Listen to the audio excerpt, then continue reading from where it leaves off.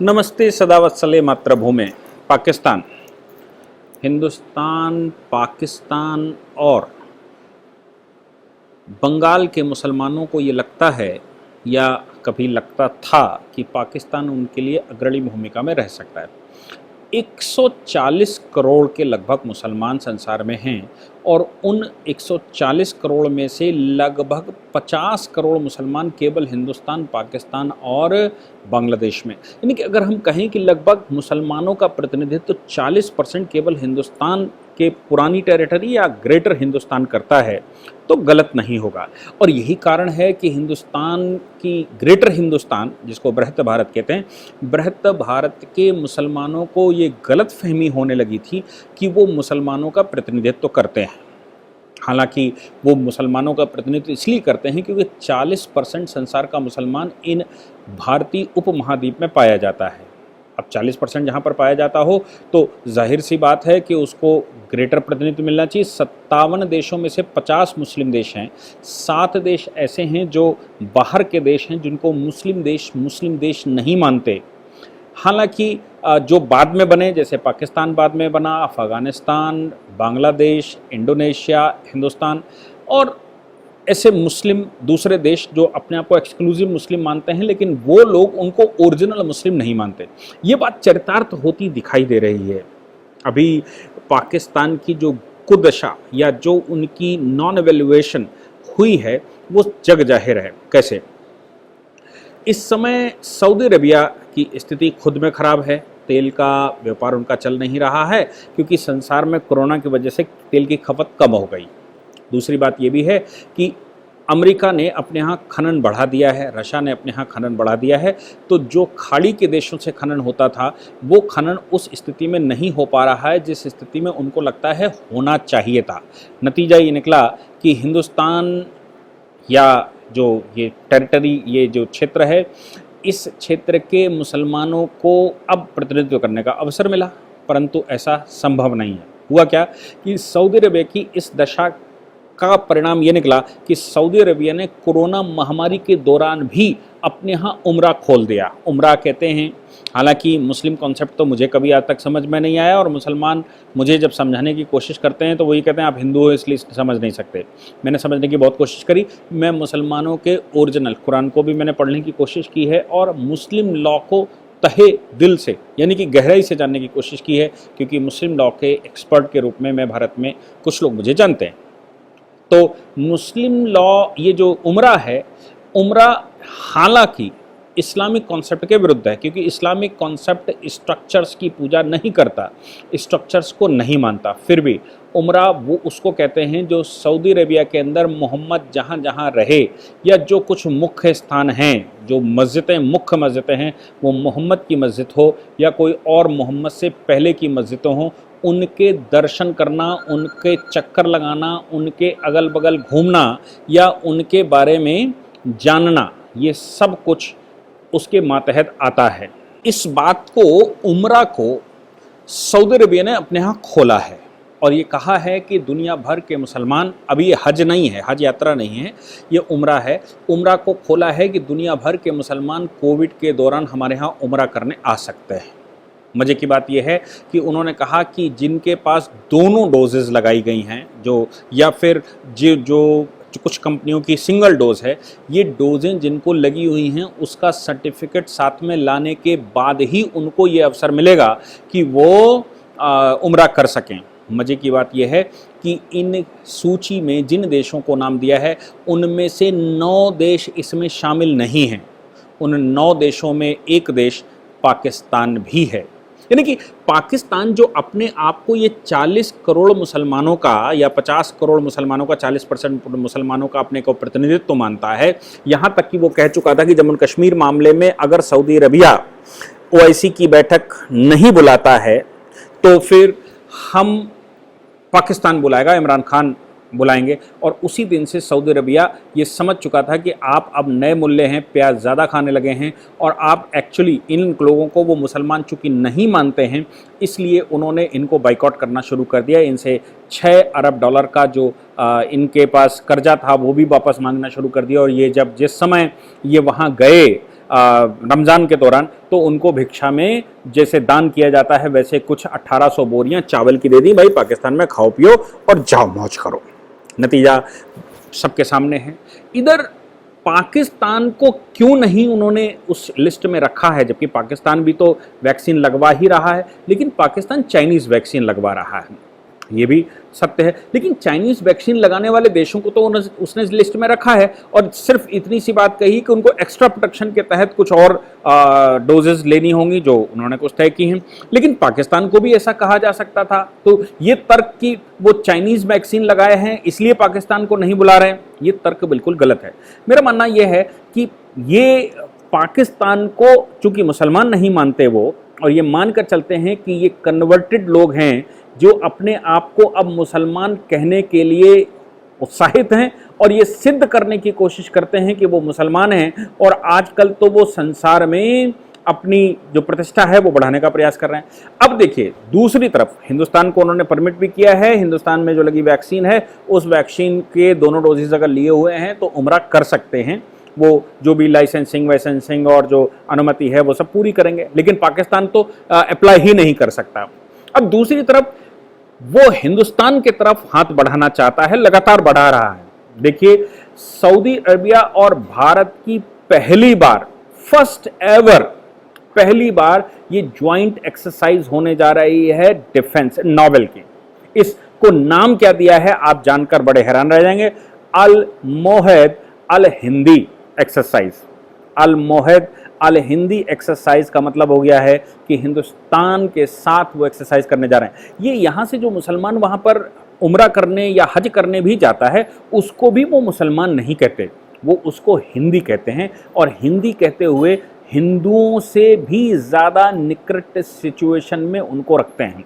ये कोई आज नई बात नहीं है, ये बहुत लोग जो सऊदी अरबिया यहाँ से गए और वहाँ पर रहे उन बहुत लोगों ने इस बात का भाषण दिया है, इस बात को बताया है कि जब हम उम्रा करने के लिए जाते हैं, हम हज करने के लिए जाते हैं तो हमको तीसरे दर्जे का वो ट्रीटमेंट देते हैं, और अगर हम बाकी सिचुएशंस में भी सऊदी अरबिया में जाते हैं तो वो हिंदुओं से भी पीछे हमको रखते हैं, हमसे ज़्यादा सम्मान वो हिंदुओं को देते हैं और हमको तो वो मुसलमान मानते ही नहीं। ऐसा बहुत सारे लोग स्टेटमेंट दे चुके हैं, वो यहाँ के मुसलमानों को हिंदी कहते हैं। इसीलिए हिंदुस्तान के साथ जो वो एक्सरसाइज करने जा रहे हैं अल मोहद अल हिंदी एक्सरसाइज, यहाँ के नावल एक्सरसाइज के साथ उन्होंने शुरू की है।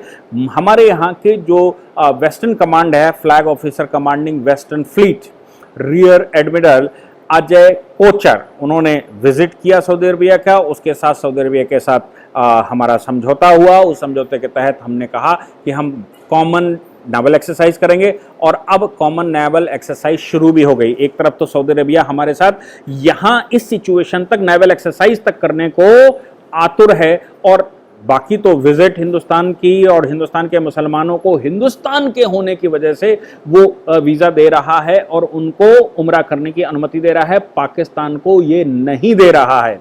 दूसरी तरफ यूएई के साथ भारत सरकार जो समझौता इस समय हुआ है, या जो यूएई दोनों अफगानिस्तान का सलूशन निकालने का प्रयास कर रहा है, उसमें इंडिया को इनवाइट किया है। इसको अगर आप अल जजीरा आपको पढ़ेंगे या न्यूज़ 18 पर पढ़ेंगे, India attend regional meet on Afghanistan, यानी कि अफगानिस्तान पर जो रीजनल मीट बिठाने की कोशिश की जा रही है। मुस्लिम कंट्री बहुत सारे प्रयास कर रहे हैं कि अफगानिस्तान में किसी तरह से शांति बहाल हो जाए।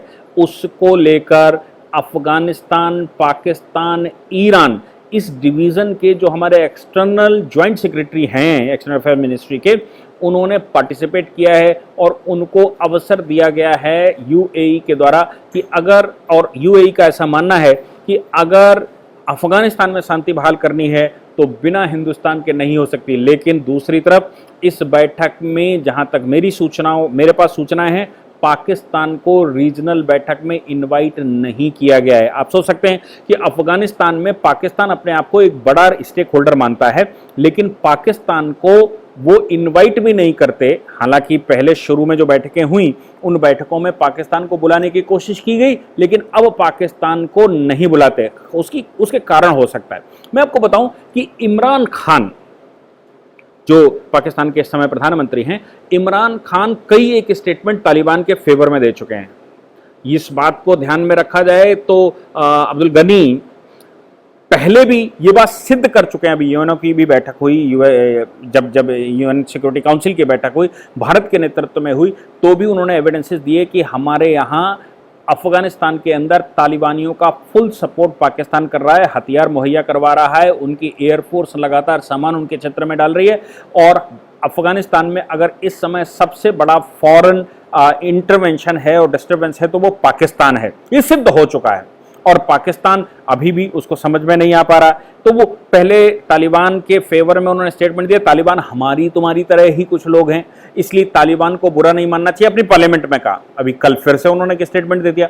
और कल चुनी हुई सरकार, अफगानिस्तान में वोट के द्वारा चुनी गई सरकार, जिसमें गनी वहाँ के राष्ट्रपति हैं, उनके विषय में उन्होंने स्टेटमेंट दे डाला और उन्होंने कहा कि तालिबान बात करने के लिए पीस प्रोसेस में आने के लिए तैयार हैं, लेकिन तालिबान तब तक पीस प्रोसेस में नहीं आना चाहते जब तक कि मिस्टर गनी, अशरफ गनी, जब तक वहाँ के राष्ट्रपति हैं। और अशरफ गनी, और ये बात उन्होंने डॉन न्यूज़पेपर जो वहाँ का बहुत बड़ा न्यूज़पेपर है, उसमें बाकायदा प्रकाशित हुई है, जिसमें उन्होंने कहा है, मीडिया से कहा है कि मैं तालिबान के लिए कुछ नहीं कर रहा हूं, मैं तालिबान का ना तो सपोर्टर हूं ना तालिबान का विरोधी हूं, लेकिन तालिबान इस पीस प्रोसेस में तभी आएगा जबकि अशरफ गनी प्रेसिडेंट की पोस्ट से हट जाएंगे। भाई, उनके देश में अशरफ गनी जो चुने हुए राष्ट्रपति हैं, उनका वोट करके राष्ट्रपति बनाया गया है, वो सत्ता पर बैठे हैं, तो पाकिस्तान को क्या दिक्कत है, तालिबान को क्या दिक्कत है? इसका मतलब वो ये कहना चाहते हैं कि अशरफ गनी अगर हट जाएंगे तो तालिबान पूर्ण रूप से कब्जा कर लेगा। अशरफ गनी जितनी अच्छी सिचुएशन पाकिस्तान की जानते हैं, अमेरिका का सपोर्ट भी लिया हुआ है और वर्ल्ड वाइड उनके साथ सपोर्ट है, भारत का भी खुला सपोर्ट है, भारत के फेवर में लगातार वो बोल भी रहे हैं और भारत से सपोर्ट भी मांग रहे हैं। उधर अमेरिका हवाई बॉम्ब डाल रहा है, अमेरिका लगातार एयर स्ट्राइक कर रहा है अफगानिस्तान के कबीले क्षेत्रों में जहां पर तालिबान एक्टिव है, हजारों लोगों को मार चुका है बॉम्ब डाल डाल के। अपने बॉम्बर जो उनके हेलीकॉप्टर्स हैं वो वहां पर डाल रखे हैं।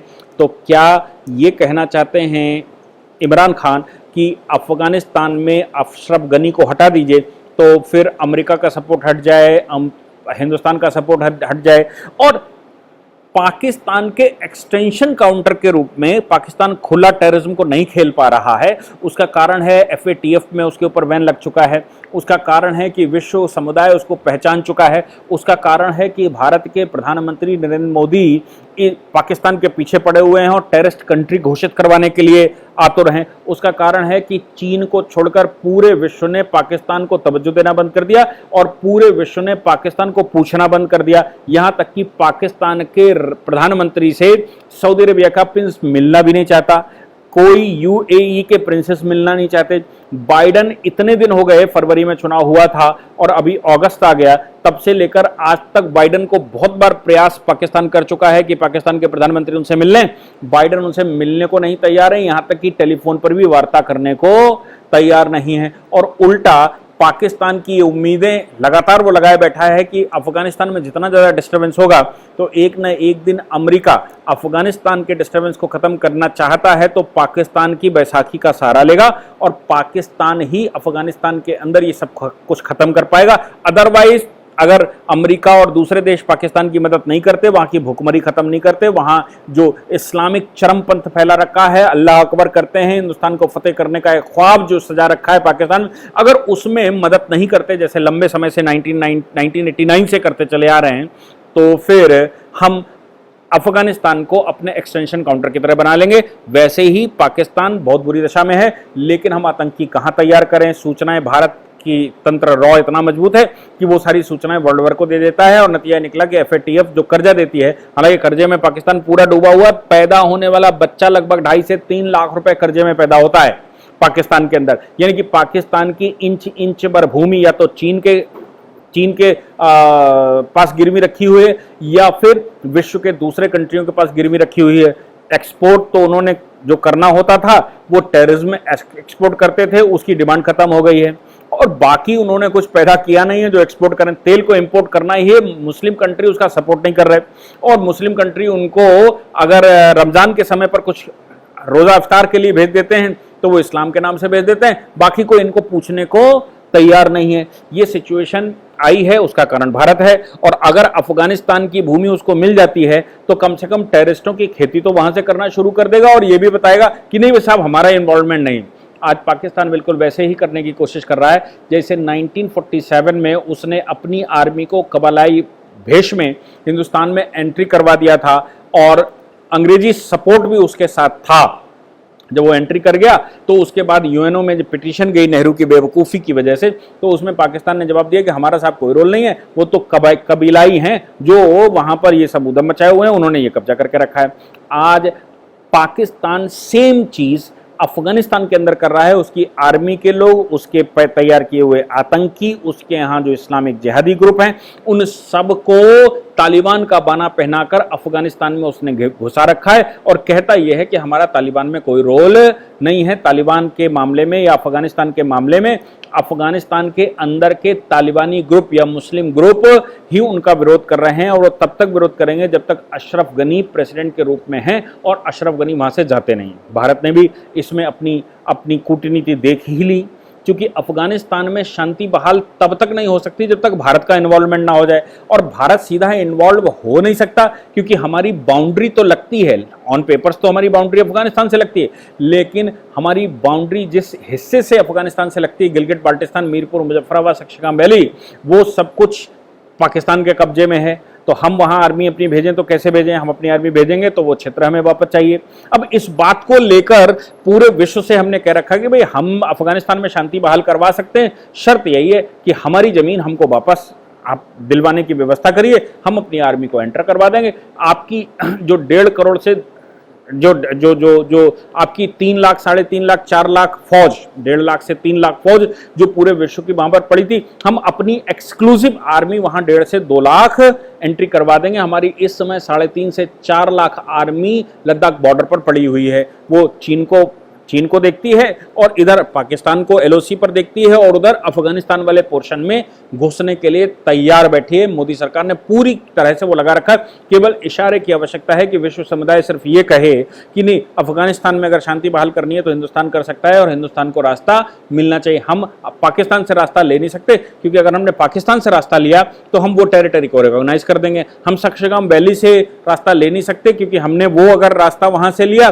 तो फिर चीन का हिस्सा मान लेंगे। हम दूसरा अक्साई चीन से रास्ता ले नहीं सकते, क्योंकि अगर हमने वहां से रास्ता लिया तो हम चीन को रिकॉग्नाइज कर देंगे, ये अक्साई चीन उनका है। इसलिए हमें तो रास्ता अगर आपको देना है तो हमें वो टेरिटरी वापस चाहिए। पहले पाकिस्तान के जो जिहादी ग्रुप बैठे हुए हैं गिलगिट बाल्टिस्तान में, उनसे लड़ेंगे, और उनसे लड़ने के बाद फिर हम तालिबानियों से लड़ेंगे। और ये माना जाए कि इस समय पाकिस्तान ने तालिबानियों के ट्रेनिंग सेंटर गिलगिट बाल्टिस्तान में खोल रखे हैं। तो अगर तालिबानियों को मारना शुरू करना है भारत को, और विश्व समुदाय ये चाहता है कि तालिबानियों को मारकर अफगानिस्तान में शांति बहाल की जाए और वहां शासन बहाल किया जाए, तो सबसे पहले हम तालिबानियों को मारना शुरू करेंगे, जिहादियों को मारना शुरू करेंगे। वो जिहादी तालिबानी अगर कहीं से भी हम मार सकते हैं तो सबसे पहले हमको गिलगिट बाल्टिस्तान में मारने पड़ेंगे, और गिलगिट बाल्टिस्तान में मारने के बाद ही हम अफगानिस्तान में एंट्री कर पाएंगे। भारत का विजन बिल्कुल क्लियर है। हम कोई वार्ता करते समय सीधी बात रखते हैं।